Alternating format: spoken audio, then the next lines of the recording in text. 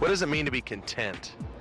Content. That's out of my vocabulary. Ooh, what does it mean to be content? Contentment. I don't know. Just to be satisfied. I guess being satisfied with something. Find, I guess, an inner peace with yourself, being happy with who you are. Not let your wants outweigh what you have. I guess it means to be happy. Not really want anything else, I guess. I guess it means all right with how you are. Being okay with what's going on. Not necessarily being entirely happy about it, like having a positive sense, but also not having a negative sense. You're not worried about what other people think about you. Contentment is having the Lord on your side. Are you a content person? Am I content? No, I don't think I'm content. No, I'm not content. No, I don't think I'm very content. I don't think I'm very content, actually. Some days, I'm happier than others. Are you content with your life? Not at the moment. Sometimes. I would consider myself a very content person. I'd say I am, yeah. I think I could be a better person sometimes. Is there anything that could happen to make you more content with your life? There's always things that can make you more content with your life. Probably just more money right now. Finding this perfect soulmate and all those, stereotypical things. Get a good job, provide for my daughter and myself without having to rely on everybody else. What is your source of contentment? Just feeling complete in myself. Try to keep a positive outlook. That makes me content. Having my bills paid makes it a lot easier to be content. Some material possessions help. What's the source of your contentment? I suppose my mother. Just following my emotions, sort of a transcendentalist, romanticist. Why do you think most people are not content with their lives? I have no clue. I don't know, there's just something missing, I guess. Honestly, I think that they're searching. We live in a materialistic society, and everybody thinks that when they get the bigger car, the bigger house, or the nicer pool, they're going to be happy. Everybody's reaching for something. Gotta have money, gotta have looks, gotta have all these things. People want more money, better cars, bigger houses. People don't really have a purpose, like a reason to get up in the morning. They don't have Jesus. They are searching for something to fill that void, and they're not going to find it. I think a lot of people need Jesus just for the fulfillment in their lives. They try to fill their lives with so many things that just don't fill the void. Could be music, could be drugs, could be anything. And there's no otherworldly peace that they can have. You're never going to have that satisfaction, that fulfillment, unless you have him. He is a lot of the contentment that people are looking for.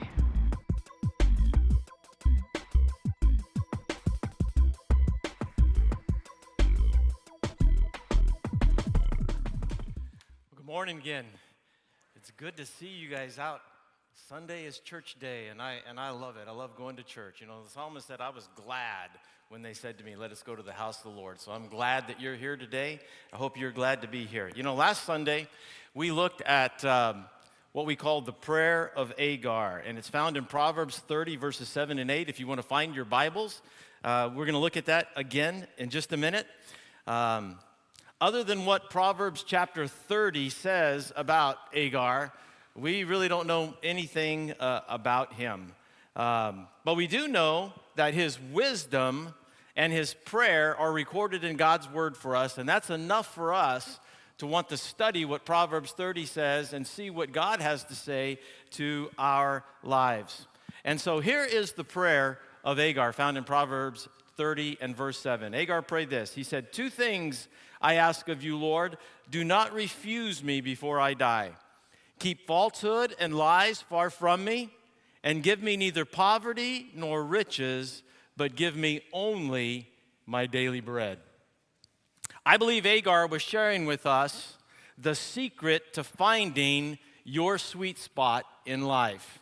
And we talked about what a sweet spot is, but it's that place where you find perfect peace and contentment in your life. Last week we considered that finding your sweet spot begins with a desire, a decision, and the discipline to live a life of integrity. And so Agar wanted to be as far away from falsehood and lies as he could possibly humanly be.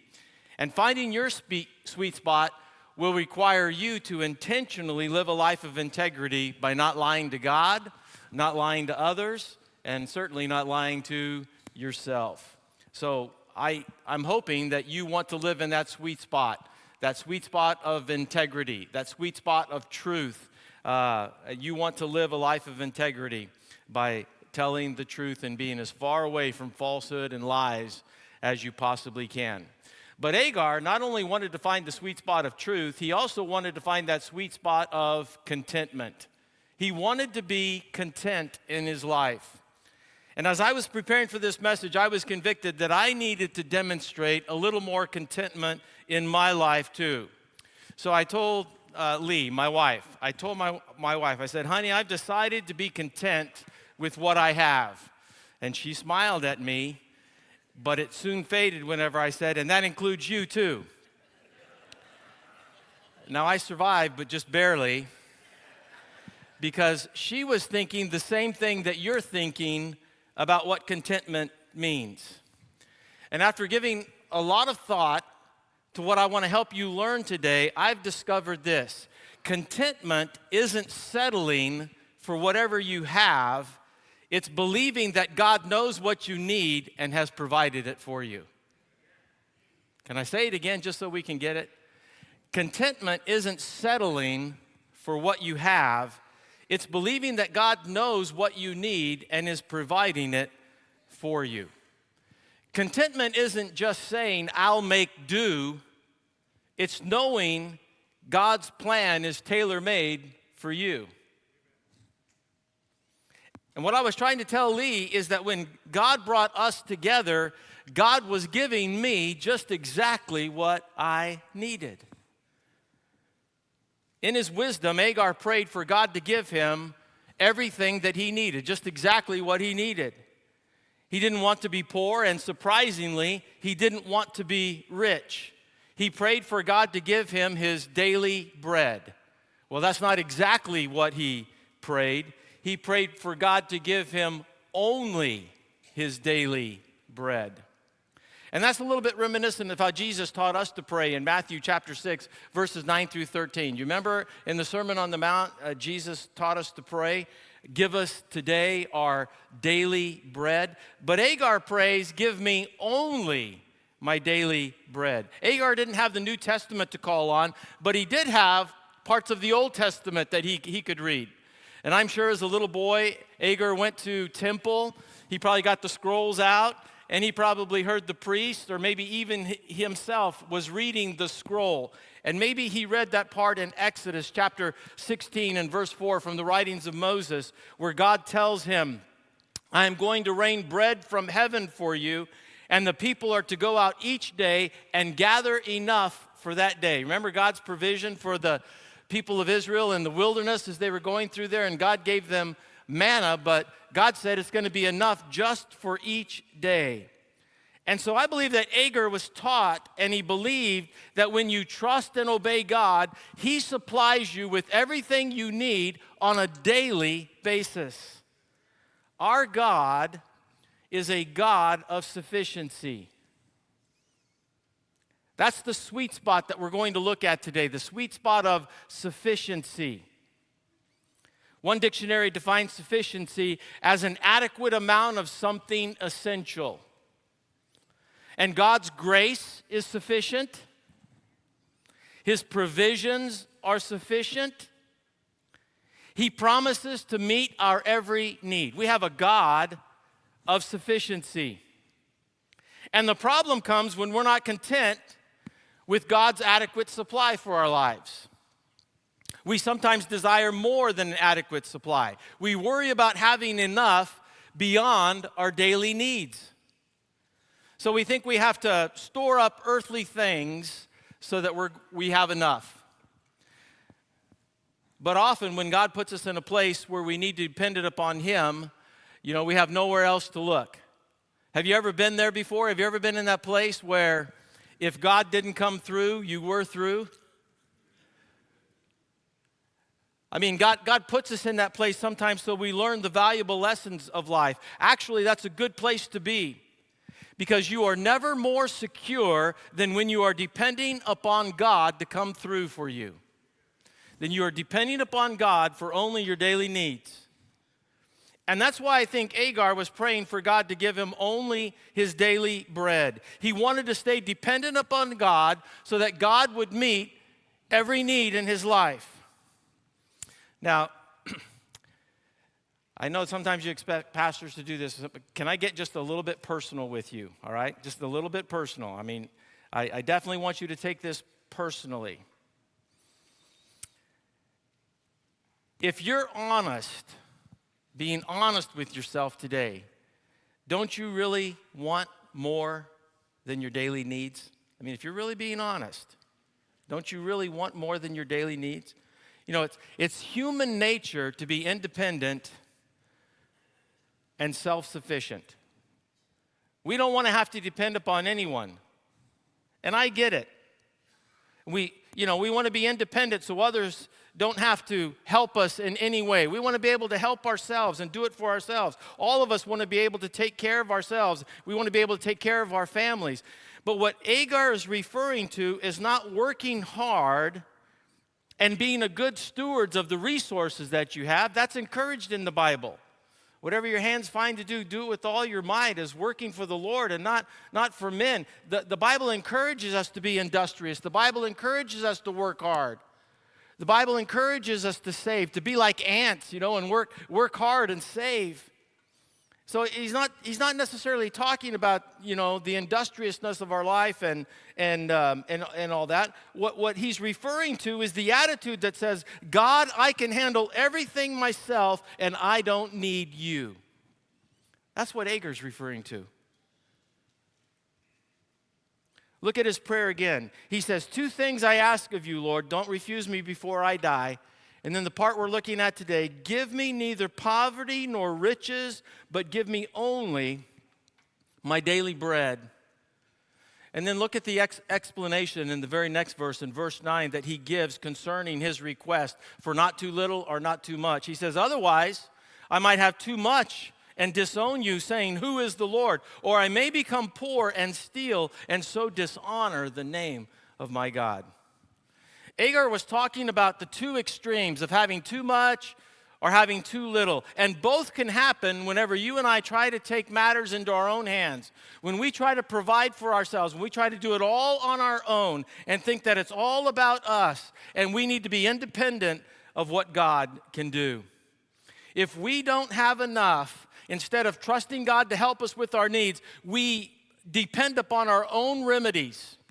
And then we decide that the way that we need to get something is by stealing it or by doing something unlawful so that we can get what we think that we need in our life. And if we have too much, we just think that we got whatever we have because we deserved it. It was our own resourcefulness and it was our own ability. And we begin to reason that we really don't need God to meet our needs because, thanks God, but I can do it myself. I've got this under control. And both extremes have biblical examples. You remember the stories in the Bible. There was a soldier in the Israeli army by the name of Achan, and he was told not to take any of the spoils from the battle that they had with Jericho, but Achan coveted some of the things, and he stole them and hid them in his tent. Achan didn't take God seriously. He didn't think God was serious about his command to him in his life. Maybe he thought he just needed something for a rainy day, or maybe he needed something more for his emergency fund. I don't know what was going through his mind when he decided to disobey what God told them to do, but he wasn't trusting in the Lord, and he and his family paid a high price for his covetousness. And maybe Judas, one of Jesus' disciples, could serve as an example of this kind of thinking too. According to John chapter 12 and verse 6, Judas stole what was in the money bag that the disciples and Jesus carried to be able to fund their ministry and also to be able to help the poor. And Judas stole from that money bag. Maybe he was thinking about what was going to happen to him if following Jesus didn't work out for him. He wanted to have something that maybe he could start his life all over again. Whatever the reason Judas stole money from the ministry, he also paid a high price for his greed and for not trusting God for his daily bread. What about a little bit more modern day example? There was a man whose name is synonymous with unlawful acquisition of money, and his name is Charles Ponzi. Did you ever read about this guy? In fact, there are federal laws that are named after him. We've probably heard of Ponzi schemes. He wanted to get rich quick, and he took matters into his own hands, and he devised a scheme that involved paying older investors out of the money that he got from newer investors without ever having a product to invest in. And he paid a high price for trying to get rich by deception. Now, you may not consider yourself a Charles Ponzi or to be anything like Achan or Judas or anybody in the Bible like that. But I think we can all relate to this desire to get rich quick, or to have a little bit more, or to have something more than what our needs are. There are numerous examples of people who turned away from God because they had all their needs plus more met in their lives. The Israelites took possession of the promised land and promptly forgot God. God gave them all that they needed and more, and then they forgot God. And Jesus told the parable in Luke chapter 12, verses 16 through 21, of a rich man whose land yielded an abundant harvest. But instead of thanking God for his abundance, he thought about himself, and he decided to build bigger barns to ensure that he was set for life. But life never works out apart from trusting in God. Some people may have a lot of money, but they aren't really rich. So here's the thing. Here's the thing that we need to study today. Agar was praying for God to help him find the sweet spot when it came to his finances and his possessions. He didn't want too much. He didn't want too little. Sort of reminds me of Goldilocks and the Three Bears, right?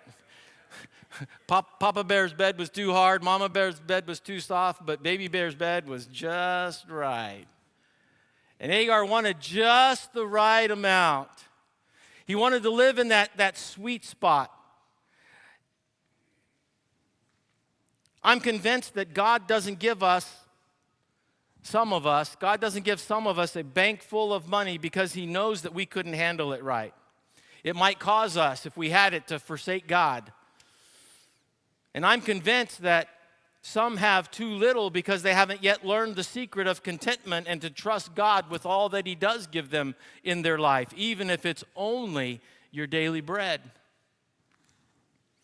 And my takeaway from this prayer is that Agar wants to live in the sweet spot of life. It's a place of integrity and it's a place of sufficiency. It's the sweet spot. I'm living. I'm being truthful to God, to others, and myself, and I'm having all my needs met. That's the sweet spot. That's the sweet spot of life, a place where he's not being deceived and he's not lying to people, and it's a place where he is thankful for everything God provides, and he has learned to trust God to meet his every need. That's the sweet spot. And last week I told you that the sweet spot in life is a place where your passions and your integrity and your contentment intersect. That's the sweet spot of life. So let me ask you, have you found that sweet spot yet? Have you learned, or do you need to remember that God is a sufficient provider? Have you found your sweet spot? Are you content with everything that God has given to you? So let me, real quick, apply this to our lives and give us some principles to live by today. If you want to find the sweet spot, I want you to know that that sweet spot can be found whenever you have a balanced life. A balanced life. Agar prays this: give me neither poverty nor riches. He's asking God to protect him from the dangers of too much and the dangers of too little. And we've already seen how that applies to money. We've already seen how it applies to our finances. Some commentators suggest that one of Agar's weaknesses was greed. He had a real problem with greed in his life, and Agar knew how easily he was tempted because of the greed that he had in his life. He would be tempted to forget God if he had too much, and he might be tempted to steal. He might be tempted to get something in a dishonest way if he had too little. And he didn't want to forget God, and he didn't want to dishonor God. He said, God, just give me what I need. Just give me what I can handle. Not too much and not too little, just the right amount for me. So Agar was praying for a balance when it came to having money or possessions. Too much or too little might cause him to dishonor God. He said, God, I don't want to do that with my life. I want to honor you with my life. So God, give me a balanced life. Not too much and not too little. Give me a balance that I can handle. He wanted to live in the sweet spot between the two areas that would cause him to dishonor God. The pastor who wrote a little book, J. Payleitner, entitled The Prayer of Agar, says Agar has identified a sweet spot, the perfect balance of getting what you need and needing what you get. And he sums it up nicely by just calling it my daily bread. It's his daily bread. It's like Agar is praying that he will have the right balance of possessions and money that will keep him dependent upon God. He didn't want to be too greedy for more.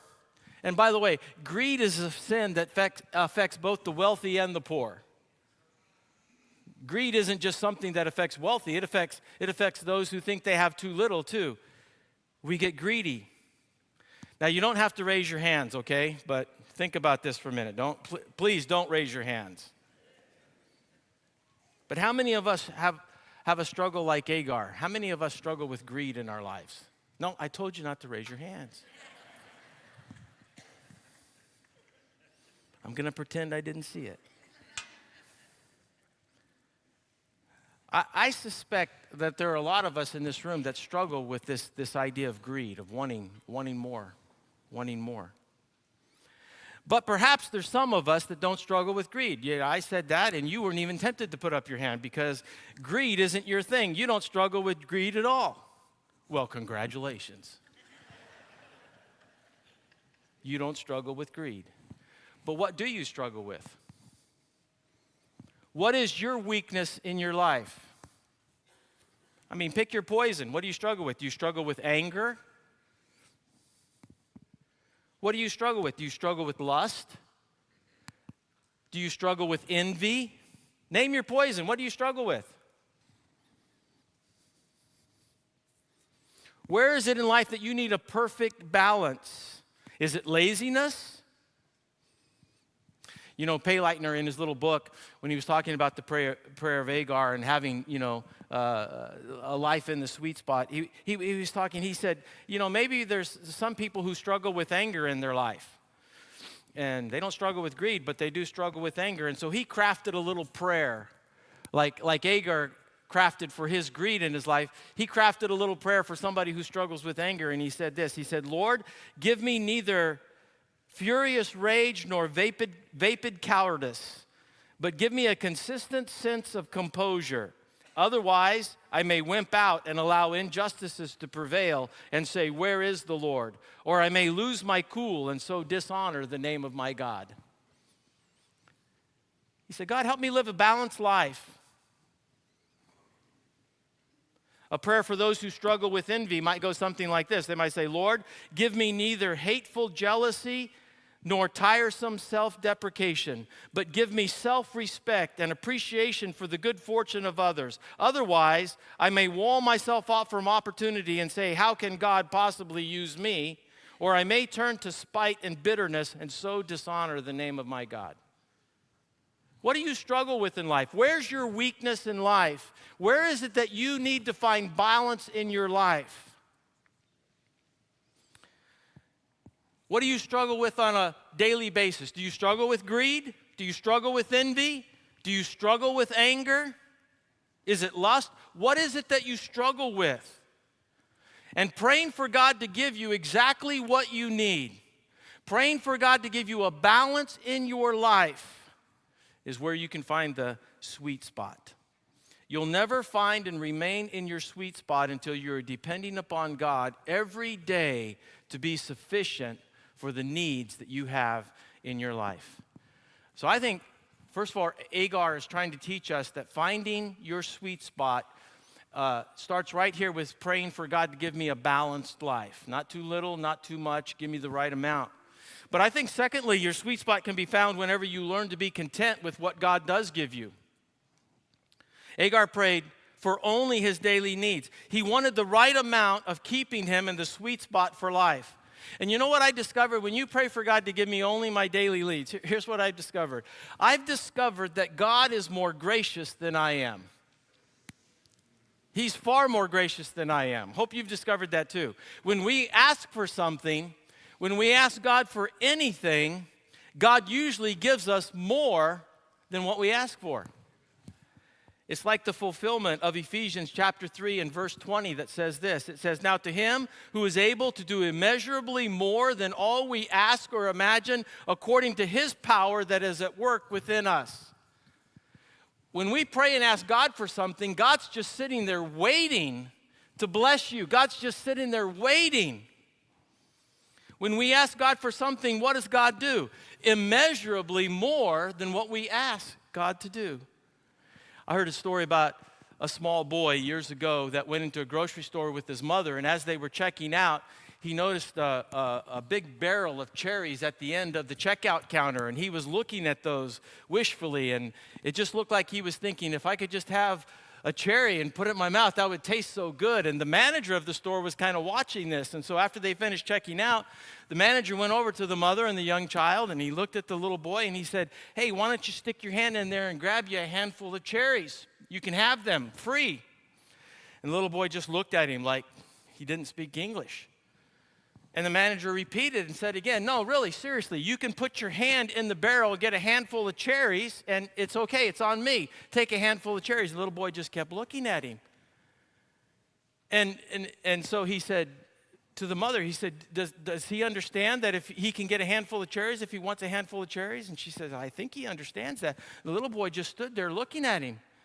So finally, the manager went over there, and he got a handful of cherries, and he put them in a bag, and he gave them to the mother, and they walked out of the store. And when they got out of the store, the mother went over to the little boy, and she said, "Why in the world didn't you do what the manager told you to do? Why didn't you put your hand, get a handful of cherries out of the barrel?" And the very young but the very wise little boy said, "Because his hand is bigger than mine."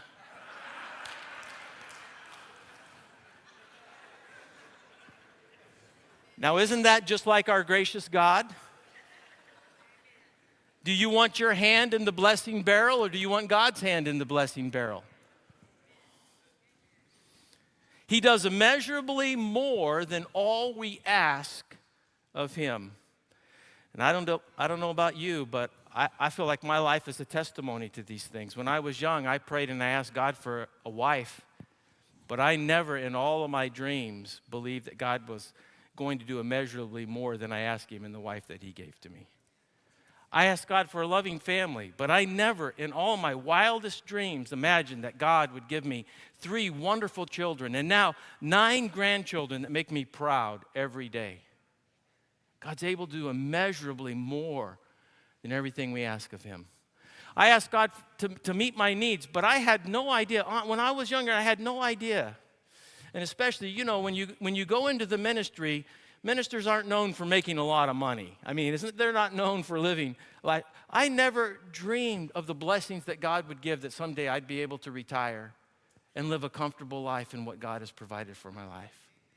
God is able to do immeasurably more than we could ever ask of him. Now, I'm not promising that if you pray for God to meet your needs and you have a heart of contentment with how he answers your prayer, then he's going to give you a bunch of money and he's going to do, all those things for you. What I'm saying is that when God answers your prayers, God is always gracious with his answer. That's our God. He lavishes us with grace and love. So the question is, how do we learn to be content? How can we just be content with what God gives to us? A couple things. First of all, you can acknowledge that God is the source of all your provision. That's what Agar did, right? God said, "Lord, 2 things I ask of you." I mean, he knew that God was the one that was going to provide everything that he was asking for. God was the source of everything that he was asking for. And you'll never find your sweet spot until you stop striving for more and start trusting God to meet all the needs in your life. Agar didn't have James 1:17 to learn from, but we do. James 1:17 says, every good and perfect gift is from above, coming down from the Father of heavenly lights, who does not change like shifting shadows. We in our lives need to recognize that everything that is in the world, everything that we have, God is the source of it all. He is the creator of it all. He's the owner of it all. Everything you have was given to you by God. Do you believe that?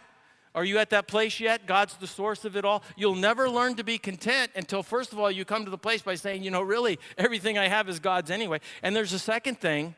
You need to reject the extremes of excess and lack. And I hope you're wise enough to understand that commitment doesn't have to come from having everything in your life. You don't get contentment whenever, you should say it's like, well, if I just had a bigger house, I'd be content. No, you wouldn't. If I just had a better car, I'd be content. No, you wouldn't. If I just had more money, I'd be content. No, you wouldn't. Contentment doesn't come from having more things in our lives. In fact, experience teaches us that the more we have, the more we want, and the more danger we're in. That's not just the Christian principle, by the way. Even secular wisdom says that. There was an article in Psychology Today that said this: we're unhappiest when we become dissatisfied with what we have and decide that we want more. We're unhappy when we feel the pressure to buy more consumer goods, when we feel that we should be earning more money and have a bigger house or a better car, or when we decide that our jobs or even our partners aren't good enough for us and we should be doing better for ourselves. When that kind of an attitude begins to roll around in our minds and gets into our hearts and everything like that, we become dissatisfied and we are the unhappiest in our life. The Bible tells us that contentment is a matter of accepting what we have or accepting what we don't have and thanking God for our present condition. Whatever condition we're in, whatever situation we find ourselves in, it's just saying, God, thank you. Thank you. The Apostle Paul's secret to contentment, as he describes in Philippians 4:11 through 13, was not about external circumstance, but it was about a Christ-centered perspective and a reliance on God's strength. He learned to be content in any and every circumstance that he was in, whether he was in plenty or in want, whether he was well-fed or whether he was hungry, in every situation, because he knew he could do all things through Christ who strengthens him. There'll always be somebody better off than you, and there'll always be somebody worse off than you. When will you learn the secret of contentment, to be thankful for what God has given you? And there's a third thing, and I just want to say it like this: fear God more than your circumstances. And Agar didn't want to dishonor God with his life by being too poor or too rich. He wanted to live in the sweet spot of sufficiency. And when I say that you should fear God more than circumstances, I'm not saying that you should be afraid of what God will do to you. That's not what I'm saying. I'm saying have a healthy respect for God. Respect God enough to know that God's going to provide for all of your needs, and that you don't have to take matters into your own hand and dishonor God with your life. Respect him enough to trust in him. Agar didn't want to be tempted to steal from others when he didn't have enough, or forget God when he had too much. He wanted to honor God with his life and possessions. So if you want to find and live in your sweet spot, you need a balanced life. You need to have contentment for the things that you have. And one more thing, as we ask God to speak to our hearts today, your sweet spot can be found when you practice daily bread faith. Daily bread faith. You know what that is? Agar prayed for God to give him only his daily bread. And by the way, that's not a prayer for enough food. Agar isn't praying for food there. It's a prayer for God to meet every need he has. Some Bible scholars believe that the rest of Proverbs 30, which we don't have time to study, but I encourage you to read it, is just simply a testimony that God was meeting Agar's daily needs. He was giving him his daily bread. Daily bread faith is a matter of the choices that you make every day. And so let me just tell you some choices that you need to make every day. You need to make these choices. Let me run them down. First of all, choose dependence over independence. You don't have to know everything or even understand everything about your circumstances. You're in the sweet spot when you can simply trust God to be sufficient. When you daily place yourself under His care, when you are dependent upon God, not independent of God, not saying, God, I can handle this, I can take care of this myself. Every day, choose dependence under God over independence from God. Kind of like the song we sing, Lord, I need you, oh, I need you. Every hour I need you. You're my one defense, you're my righteousness, oh Lord, how I need you. The second thing you can choose is contentment over consumerism. When will you ever have enough? Maybe you ought to memorize the verse that we saw at the end of the video clip, Hebrews chapter 13 and verse 5. Keep your lives free from the love of money and be content with what you have, because God has said, never will I leave you, never will I forsake you. Be content. I heard about a couple who had a perfectly fine couch. It was soft, it was comfortable, it had faithfully held many Sunday afternoon naps. It had taken all the spilled snacks that were on it. It was the source of many deep conversations in the family. It was a perfectly good couch. But they went shopping one day just to kind of look around. They found themselves in a furniture store, and they saw the couch. It was a sleek leather, power reclining, cup holding, lumbar supporting monument to modern comfort. You know, it even had USB ports, because apparently your life isn't complete until your couch can charge your telephone too. Suddenly, their old couch looked like something from the Stone Age, so they bought the new one. Of course, they bought it on sale because it made them feel like they were saving money rather than spending money. But there was a problem. In a few days, whenever the couch arrived, the rug didn't match the couch, which meant that the coffee table had to go, which made the TV stand look outdated, which made the TV itself feel embarrassingly small, and so they had to buy all new things. Of course, they bought them all on sale, so they felt like they were saving money rather than spending money.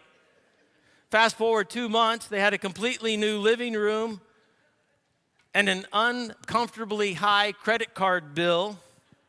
And as they sat on their throne of modern living, they realized, we're sitting here in style, but we are no more satisfied when we had the comfy old couch.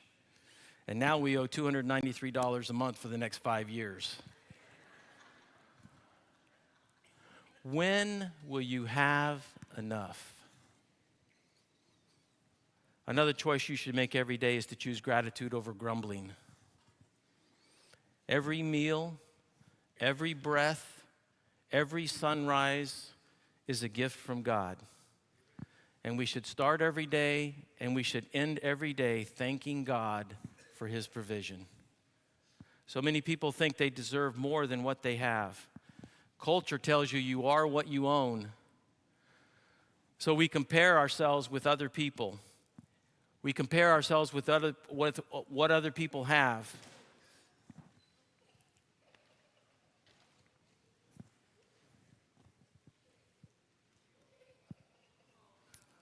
Is she okay? Oh, good.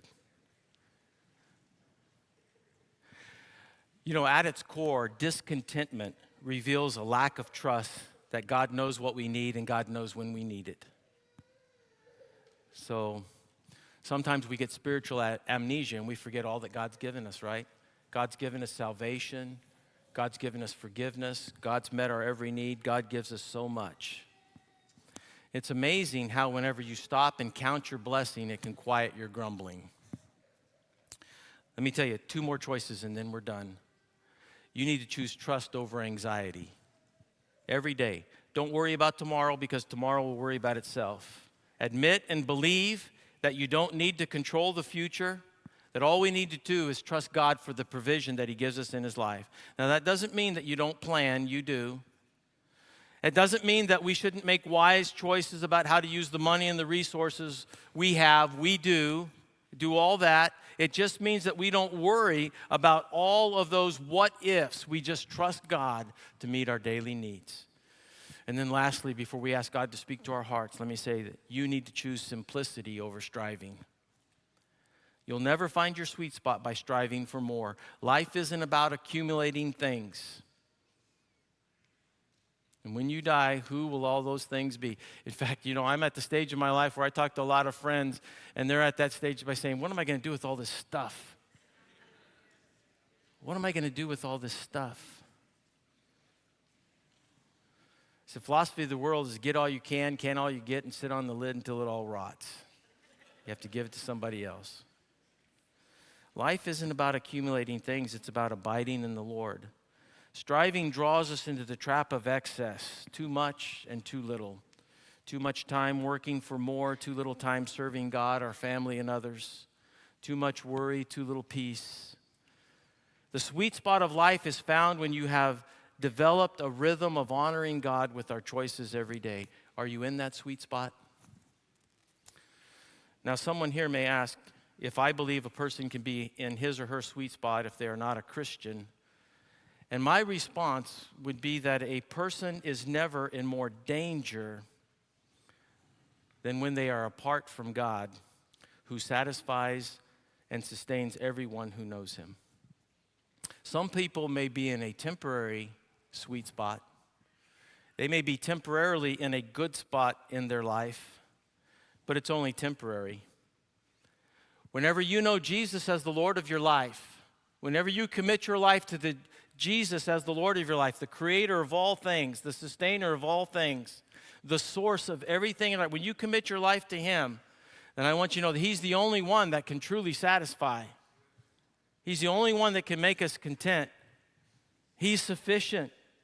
You may be in a good spot, but it's not the sweet spot that God meant you to be in. You can never be in your sweet spot until you have come to the Father through Jesus, his Son. And when you do, you'll begin to understand what the Apostle Paul knew and what he wrote about, and what we're going to close with in Philippians chapter 4 and verse 9, where he said, "And my God will meet all of your needs according to the riches of his glory in Christ Jesus." Do you know him? I hope you do. If you know him, are you living in the sweet spot? The sweet spot of truth, and the sweet spot that God is sufficient. Let me pray. Lord, thank you for your love. Lord, help us to start trusting you with everything in our lives. Lord, we trust you today and pray like Agar prayed, that you would help us, that you would keep us far from falsehood and lies, that you would give us neither poverty nor riches, but give us this day only our daily bread, that we may honor you with our lives. In Jesus' name I pray it. Amen.